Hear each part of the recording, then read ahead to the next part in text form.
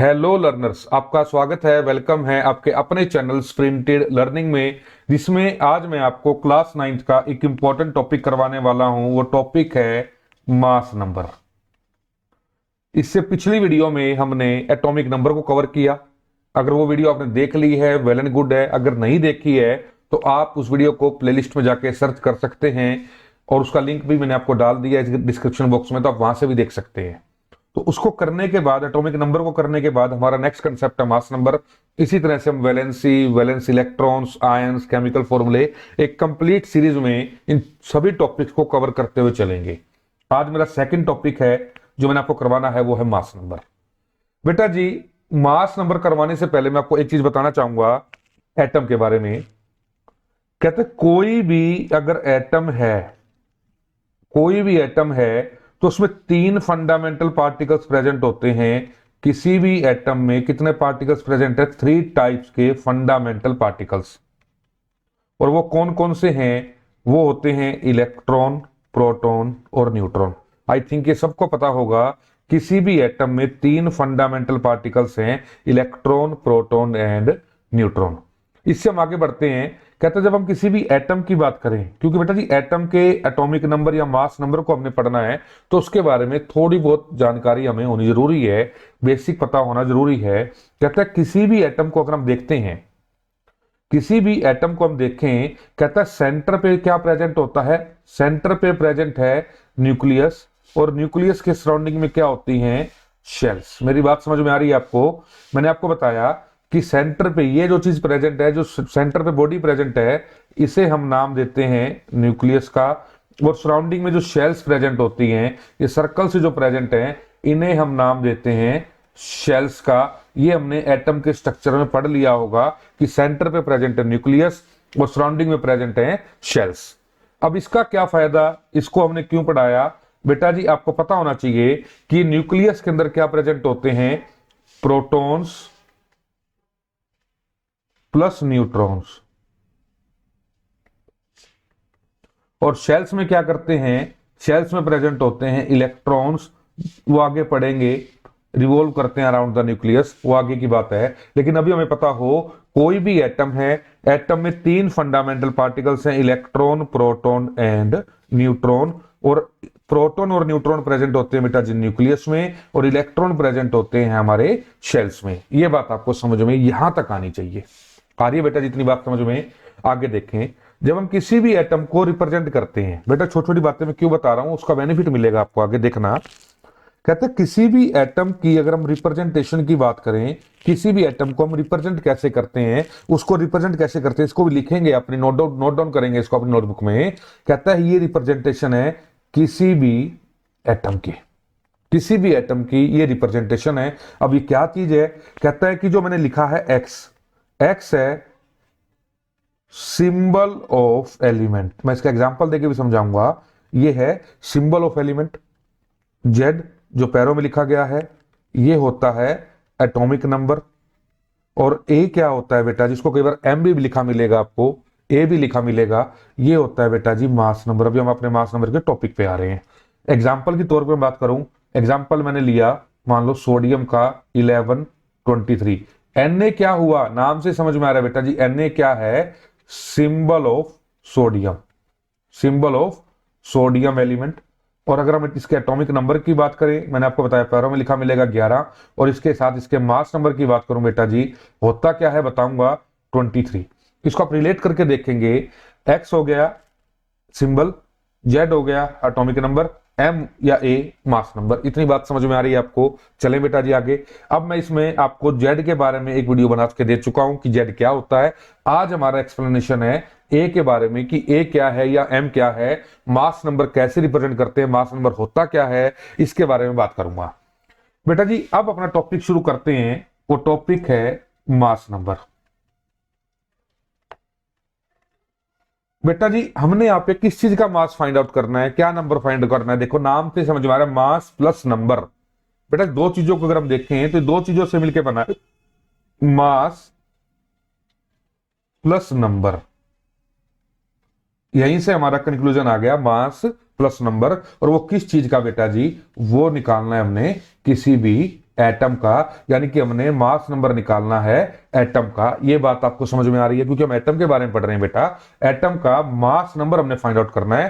तो देखो, मैंने आपको बताया क्या, किसी भी एटम में इलेक्ट्रॉन है, प्रोटॉन है और न्यूट्रॉन है। जैसे देखो, मैंने एक एग्जांपल लिया। आप एक मार्केट में गए, मार्केट से आप वेजिटेबल्स या फ्रूट्स लेके आए। मार्केट में गए, मार्केट में आप वेजिटेबल या फ्रूट्स लेके आए, आपके पास ये पूरा एक वो थैला है, एक थैला है आपके पास, इसमें आप सामान लेके आए। इसमें आपके पास मान लो 1 kg कैरेट है, और इसमें मान लो 1 kg आपके पास पोटैटो है। और मैं अगर बात करूं, आपके पास इसमें गलती से एक या दो मटर आ जाते हैं। मेरी बात समझ में आ रही है आपको बेटा? बहुत इजी से समझाऊंगा मैं आपको। मेरी बात समझेंगे। मैं क्यों ये बात समझा रहा हूं, क्यों ये बात बोल रहा हूं। आप मार्केट गए, मार्केट में आपके पास एक थैला है, एक पैकेट है, उसमें आपके पास 1 kg कैरेट है, 1 kg पोटैटो है, एक या दो मटर आ गए गलती से। तो ओवरऑल है तीन चीजें, जैसे इलेक्ट्रॉन, प्रोटॉन और न्यूट्रॉन है। थैले में भी तीन चीजें हैं और एटम में भी तीन हैं, इलेक्ट्रॉन, प्रोटॉन और न्यूट्रॉन। अगर मैं बात करूं, आपको यूं कहा जाए कि पूरे थैले के अंदर कितना वेट है, पूरे थैले के अंदर कितना मास है, कितना वजन है, तो आप क्या कहोगे? कहोगे लगभग 2 किलो। आप क्या कहोगे? आप ये नहीं कहोगे कि एक या दो मटर के जो दाने आए हैं, एक या दो मटर गलती से आ गए हैं, या एक दो पत्ते आ गए हैं धनिया के, तो आप ये नहीं कहोगे कि इनका वजन काउंट नहीं करोगे। आप इसको आप होने के बाद भी नेग्लेक्ट कर दोगे। मेरी बात समझ में आ रही है? आप क्या करोगे? मेन मेन मास क्या है? मेन है कैरेट का और पोटैटो का। आप कहोगे तो इसमें ऑलमोस्ट कितना समान है? 2 किलो। मेरी बात समझ आ गई? तीसरे को आपने नेग्लेक्ट कर दिया, क्योंकि तीसरा ऑलमोस्ट इतना हल्का था, उसको वजन में काउंट कर नहीं सकते थे हम। जब हम एक एटम की बात करते हैं, एटम के अंदर भी तीन चीजें होती हैं बेटा जी, इलेक्ट्रॉन, प्रोटॉन और न्यूट्रॉन। और इलेक्ट्रॉन इतने लाइट हैं एज कंपेयर टू प्रोटॉन और न्यूट्रॉन, इनको हम नेग्लेक्ट कर सकते हैं। ये कहता है कि इलेक्ट्रॉन का जो मास है वो एज कंपेयर टू प्रोटॉन और न्यूट्रॉन इतना ज्यादा लाइट है कि इसको नेग्लेक्ट किया जा सकता है मटर के दाने की तरह। और हम बात करते हैं मेन यहाँ पे दो चीजों की, वो हैं हमारे प्रोटॉन और न्यूट्रॉन। जैसे हमने बात की थी कैरेट की और पोटैटो की, इसी तरह से हमने बात की यहाँ पे प्रोटॉन और न्यूट्रॉन की। कहता है कि प्रोटॉन और न्यूट्रॉन का जो मास है वही ऑलमोस्ट इक्वल होता है एटम के मास के। ये बात आपको समझाई जा रही है। तो इसीलिए जब हम मास की बात करते हैं, जब हम एटम के मास नंबर की बात करते हैं, तो हम सिर्फ इसमें इलेक्ट्रॉन को नेग्लेक्ट कर देते हैं। हम सिर्फ काउंट करते हैं प्रोटॉन और न्यूट्रॉन को। अगर हम मास नंबर की डेफिनेशन पे जाएं, मास नंबर क्या होता है लिखेंगे, it is equal to the sum of number of protons plus number of neutrons. Electron को हमने नेग्लेक्ट कर दिया क्योंकि उनका मास बहुत कम था। कहता है कि जो मास नंबर है किसी भी एटम का, उसमें आप प्रोटॉन को और न्यूट्रॉन को प्लस कर दो, वो उसके मास नंबर के इक्विवेलेंट होगा। ये बात आपको समझानी थी। अब ये कहता क्या है, अब ये एग्जाम्पल देकर मैं समझाता हूं। एक एग्जाम्पल हमने एग्जाम्पल लिया सोडियम का। ये तो समझ में आ गया आपको कि इसका एटॉमिक नंबर कितना है, एटॉमिक नंबर 11। और इसका मास नंबर कितना है वो आपको समझ में आ गया, मास नंबर कितना है 23। मेरी बात समझ में आ गई आपको बेटा जी? कोशिश की जा रही है बेटा जी 1 या 2 मिनट ज्यादा लग जाएं, लेकिन कंसेप्ट आपको 100% क्लियर होना चाहिए। समझाना क्या चाह रहा हूं मैं, समझाना क्या चाह रहा हूं, तो कंसेप्ट क्लियर होना चाहिए। चाहे 2 या 3 मिनट एक्स्ट्रा लग जाए वीडियो के अंदर, कोई मैटर नहीं करता। देखें आगे। अब हमने इसमें इलेक्ट्रॉन भी फाइंड करने हैं, प्रोटॉन भी फाइंड करने हैं और न्यूट्रॉन भी। ये तीनों चीजें आपने फाइंड करनी है इस सिंबल से। देखो, ये पेपर में कई बार क्वेश्चन आ जाता है, टेस्ट में कई बार आता है। तो आपको बताया था कि अगर एटम न्यूट्रल है, इस पर कोई चार्ज नहीं है, तो एटॉमिक नंबर इक्वल होगा प्रोटॉन के और इलेक्ट्रॉन दोनों के, यानी कि ये दोनों हो जाएंगे 11 प्रोटॉन भी 11 हो जाएंगे, इलेक्ट्रॉन भी 11 हो जाएंगे। एटम न्यूट्रल है। अगर हम बात करेंगे मास नंबर की, और मास नंबर किसके इक्वल होता है? Number of proton plus number of neutron. और मास नंबर है 23, प्रोटॉन हमने निकाले 11 और न्यूट्रॉन निकल जाएंगे ऐसे ही। न्यूट्रॉन कितने निकल जाएंगे? 23, और ये इधर जाएगा माइनस का हो जाएगा -11, ये आ जाएंगे 12। न्यूट्रॉन निकल गए 12। एक क्वेश्चन मैं आपको और करके दिखाऊंगा, कहता है कि find out find out the electrons, protons and neutron in calcium. इसमें आपने क्या करना है, प्रोटॉन, इलेक्ट्रॉन और न्यूट्रॉन फाइंड करने हैं। ये आपको कंप्लीट इंफॉर्मेशन दे दी गई है कैल्शियम की। तो सबसे पहले मैंने आपको बताया, ये आपको रिप्रेजेंटेशन बता चुका हूं कि एटॉमिक नंबर कितना है बेटा जी इसका 20, और इससे हमें मास नंबर ऊपर लिखा मिलेगा, मास नंबर क्या मिला 40। ये बात आपको समझ में आ रही है। और ये न्यूट्रल है, एटम कैसा है, अभी कोई भी चार्ज नहीं है, अभी हमने आयंस की बात नहीं करी है, न्यूट्रल है। अगर न्यूट्रल है तो एटॉमिक नंबर किसके इक्वल मिलेगा बेटा जी, वो मिलेगा प्रोटॉन्स के और इलेक्ट्रॉन्स के। यानी कि नंबर ऑफ इलेक्ट्रॉन्स और प्रोटॉन्स इस एटम में कितने होंगे बेटा जी 20। कितने होंगे 20। और मास नंबर कितना है 40। और मास नंबर किसके इक्वल होता है, number of protons plus number of neutrons के 40।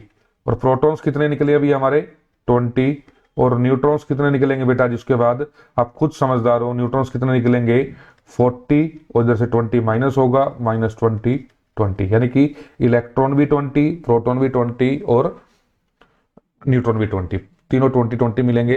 कोई भी क्वेश्चन कर सकते हो आप। अगर आप पोटासियम को देखोगे, अब आपको दे दिया, ये सिंबल दे दिया और आपको कह दिया जाए कि find out the number of electron, proton and neutron, आप एक ही मिनट में कर सकते हो। आपने देखना है सबसे पहले एटम कैसा है, एटम है न्यूट्रल।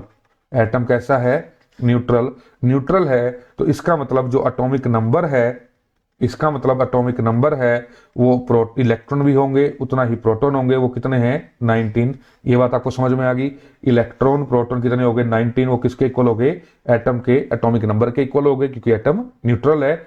और मास नंबर कितना है बेटा जी, मास नंबर आपको पोटासियम का दिया हुआ है 39।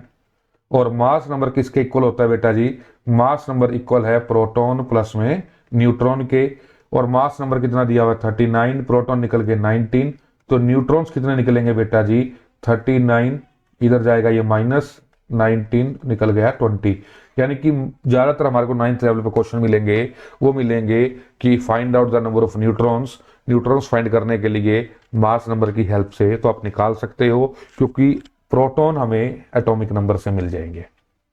बाकी उम्मीद करता हूं मास नंबर का कंसेप्ट है थोड़ा सा लंबा खिंच गया, लेकिन समझ में आया होगा। मेन हमारा टॉपिक है, चाहे 5 मिनट एक्स्ट्रा लग जाए वीडियो पे, क्योंकि वैसे भी हम सारा दिन बेटा जी यूट्यूब देखते रहते हैं, शॉर्ट्स देखते रहते हैं, तो 5 मिनट एक्स्ट्रा लग जाए, लेकिन टॉपिक समझ में आना चाहिए। उम्मीद करता हूँ टॉपिक समझ में आया होगा। अगली वीडियो में कोशिश करेंगे लेंथ कम करने की वीडियो की। बाकी समझ में आया तो बेटा इस वीडियो लाइक करें, चैनल सब्सक्राइब करें, और ज़्यादा से ज़्यादा बच्चों तक बेटा जी शेयर करें चैनल को, वीडियो को। इतनी बात आपको समझ में आए। बाकी आज के लिए इतना ही।